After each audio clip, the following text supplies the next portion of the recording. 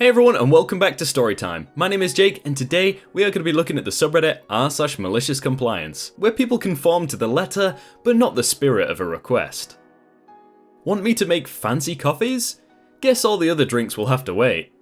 This might not be the most riveting of stories, but a long time ago I worked for a chain of posh pubs in London. The one I worked at was in Maida Vale, a fairly wealthy neighbourhood with several celebrity residents, Jude Law for example. Anyway, I was an assistant supervisor in the pub and was always responsible for Sunday afternoon shift, which for those of you who are familiar with the UK knows, this means Sunday roast was a big deal.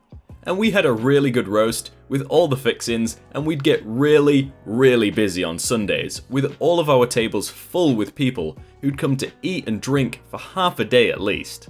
For whatever reason, my manager had decided that, despite how busy we were on Sundays, that we only needed 2 people on the shift. Again, for those of you who are familiar with UK pubs, everyone typically orders at the bar, but it's table service, so me and the other person on shift were responsible for staffing the bar, pouring drinks, taking food orders, but also taking out the food, taking out cutlery and sauces, restocking, cleaning glasses, and bussing tables. You're essentially a cashier, bartender, and waitstaff all at once. And then there was one thing I hated the most: coffees. We had this old, slow, particularly broken espresso machine which none of us had been properly trained on. Making coffee on it took ages. The worst was that it would take so long that food orders would go out more slowly and a queue would form at the bar of people wanting to order drinks. I hated having to leave customers waiting at the bar who just wanted a quick pint or soda while I fussed with the stupid coffee machine for 15 minutes. We all hated the goddamn coffee machine and complained about it constantly. Luckily, however, demand for coffee wasn't that high at the pub, given that it's traditionally a venue for drinking alcoholic beverages. But then, one day, corporate management announced that they wanted all the pubs to sell more coffee. In fact, they had quotas for coffee sales that they wanted us to meet, and they wanted us to ask every guest that was placing a food order if they wanted a fancy coffee drink, like we were some sort of Starbucks or something. But they still didn't give us a new, proper machine, and they still provided us with exactly 0 training on making espresso drinks. For the most part, on Sundays I ignored this edict. We were so slammed just with regular beverages and getting out Sunday roasts that adding obligatory coffees into the mix would be suicide. Then, one Sunday, my manager was in the pub doing paperwork and pulled me aside and said that he noticed our sales of coffee weren't what they should be, particularly on Sundays. He noted that Sunday afternoon should be our best day for coffee sales because everyone's in for roasts. He then perched himself next to the bar to work on his paperwork, and I could kinda tell he was doing this so he could monitor whether I was upselling coffees or not. I tried to warn him. I said, with only 2 people on shift, when the rush comes, we're going to be really slammed. And if I'm doing coffees as well as drinks and food service, there will be a significant delay. Whatever, I'll jump on it if things get out of hand, he said. So, I decided he should see how crazy Sundays get, and just what adding coffees to the mix would do. As usual, on Sunday, a trickle of people started filling into the bar at around 11 AM. But by noon, it's already too deep at the bar. All the tables are full, and there's 2 full lines of food tickets with multiple plates of starters, mains, and desserts. It's now that I and the other bartender start selling the coffees hard. We're telling everyone, you know what would go well with that? A nice cappuccino, or maybe a latte. And they are all agreeing with me.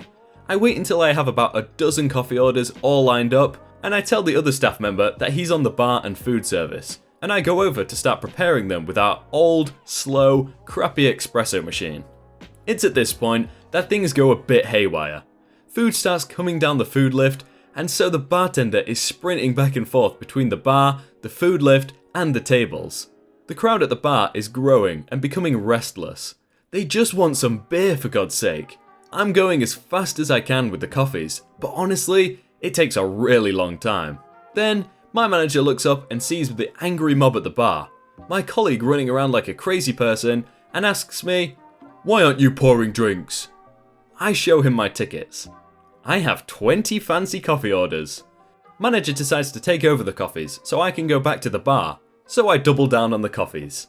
I'm getting people to order mochas, flat whites, I don't even know what that is really, but now we sell them, Irish coffees, coffee with shots of Baileys or Amaretto. I'm going wild, and my manager is visibly sweating and frustrated and cursing at our terrible coffee machine. And then the best thing happens. We run out of coffee cups and saucers. He's now making coffees in some styrofoam cups he found in a closet.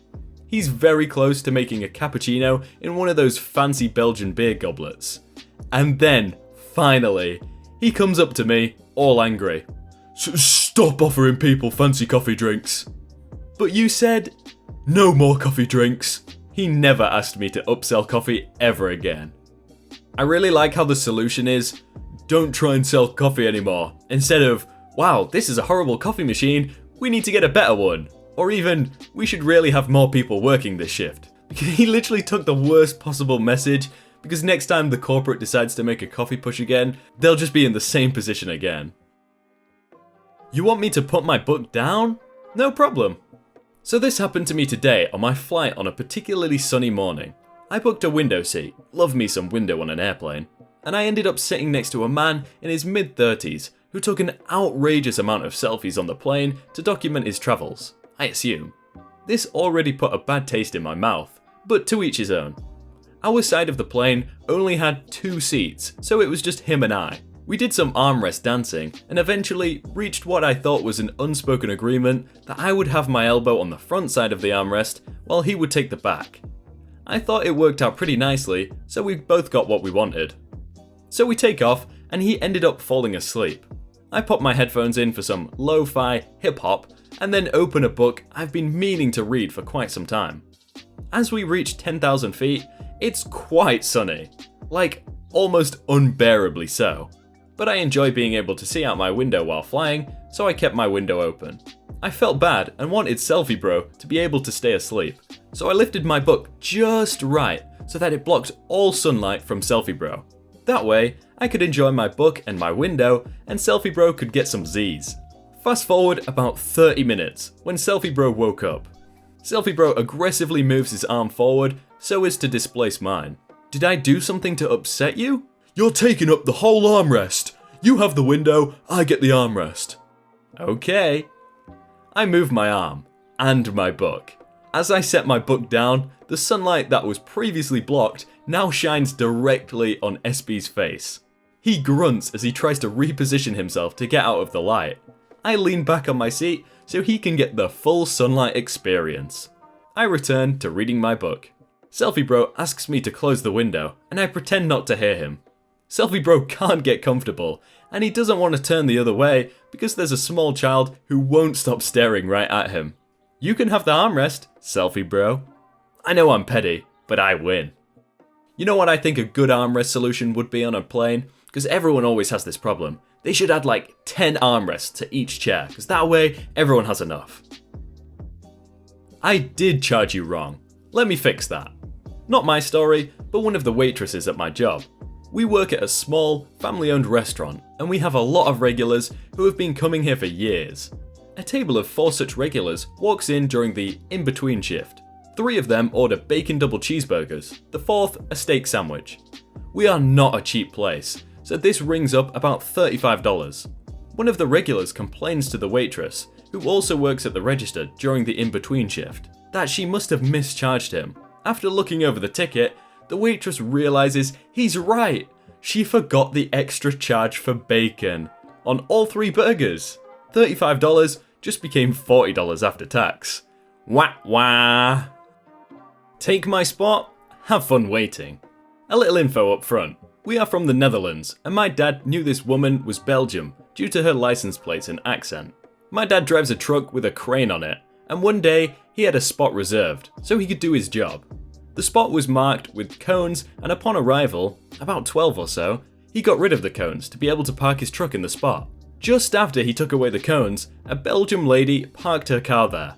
My dad walked up to her and nicely explained to her that the spot was reserved for his work and asked her to move her car. She replied that she would be back in an hour and that my dad would have to wait. My dad explained to her that he couldn't wait. because the customer would have to pay for another hour of work, and that if she left, he would park his truck anyway, and the stamp legs would just block her off. He added that this would mean that she would have to wait until he was done with his job at around 5 PM. The lady left, and my dad parked his truck. And the way that the stamp legs were positioned, there was almost no room to spare in front and behind the car.